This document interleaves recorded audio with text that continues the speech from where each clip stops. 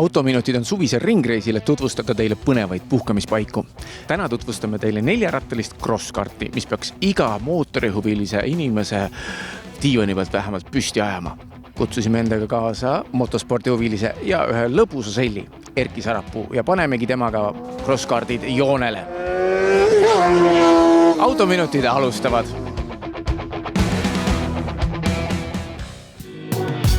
Autominutid toob teieni Alexela.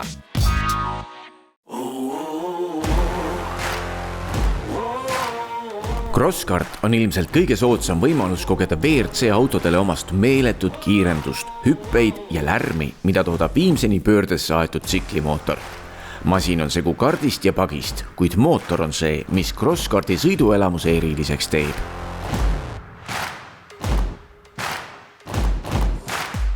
Crosskart kui selline on siis nagu klass, et tootjaid on erinevaid, aga nendel ühine joon on kõik siis 750 mootor, on ka 600 mootoriga, need on siis 2 erinevat kaalukategooriat, et kui sõidab kergema autoga, võid sõita 600-ga, raskema autoga siis 750-ga. Ja need on Suzuki paigi sellised tipppaigi mootorid, et need on väga võimsad, 150 hobujõudu, auto kaalub koos sõitjaga 420 kilo, ja 0-100 kiirendab äkki mingisugune 2,5 sekundiga. Fenomen selle asja juures on see, et kiirused on tal praegu näiteks rallikrossi Eesti meistrivõistluste sarjas on kõige kiirem, samast on kõige odavam klass, et see just ongi selle asja nagu fenomen, et ja kõik saavad tulla oma väikse käruga, ei pea olema mingid erilubasid, midagi, et sõidaks nagu motokrossi, aga autoga, et selles mõttes hästi lihtne viis, kuidas hästi kiiresti sõita ja väga taskukohane. Alo on Semok crosskartide maaletooja ja sel aastal otsustas ta ise ka crossist osa võtma hakata. Alo, kui keeruline see esimene võistlus sinu jaoks oli ja millised on su tulemused tänaseks päevaks? Võistlus ise ei olnud keeruline. Et tegelikult see otsus sündis samamoodi lihtsast sõidust ühest firmapeost, kus ma samamoodi sõitsin tegelikult 3 korda mingi 3 ringi ja ütleme nii, et peale seda oli müüdud.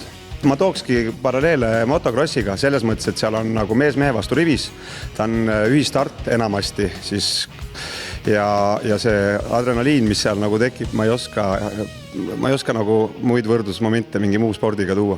Crosskardiga saab põhimõtteliselt hakkama iga mees, kes on vähegi autoga sõitnud ja keda nagu vähe rohkem võib-olla huvitab autosõit, siis ta on ka suuteline sõitma, ütleme tõsise huvi korral ja õppimise korral suuteline sõitma päris hästi.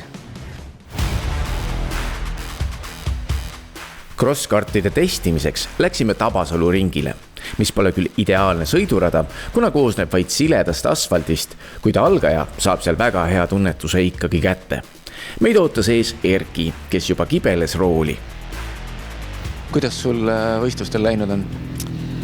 Võistlustega on nüüd niimoodi, et me, nagu ma juba ütlesin, siis sel hooajal väga palju ei ole võistelda saanud, kuna siin on mitmed erinevad segavad faktorid vahele tulnud, aga mul on käesolevast hooajast 1/3 koha karikas ette näidata. Aga täna on täpselt samasugune päev.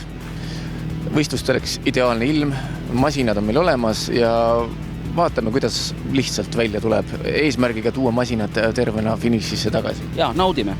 Just, naudime.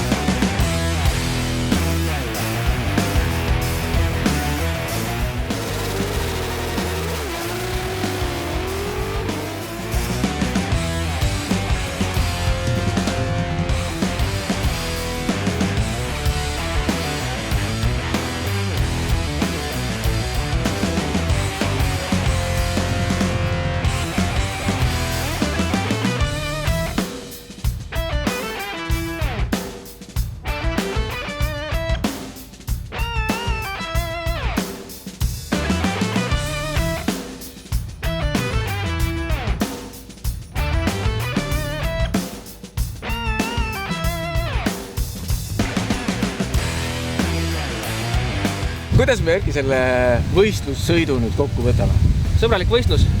Sõbralik võistlus. Ma vaatasin, ei õnnestunud sul teps mitte finišini välja vedada, aga sa arvad, midagi hullu juhtunud? üldsegi mitte ei juhtunud midagi hullu, et lihtsalt jätsin pidurduse natuke liiga hiliseks, rattad läksid plokki ja siis vaatasin, et targem on nagu rahulikult veereda. Tavalisel kardile teeb see silmad igal juhul ette ja ütleme see emotsioon, mis iga ringiga ainult kasvab ja nagu profid ütlevad, et tõsine adrekas. Julgen tunnistada, et tegemist on tõesti väga adrenaliinirohke alaga. Aga vaatame üle, milline on meie tänane päev numbrites.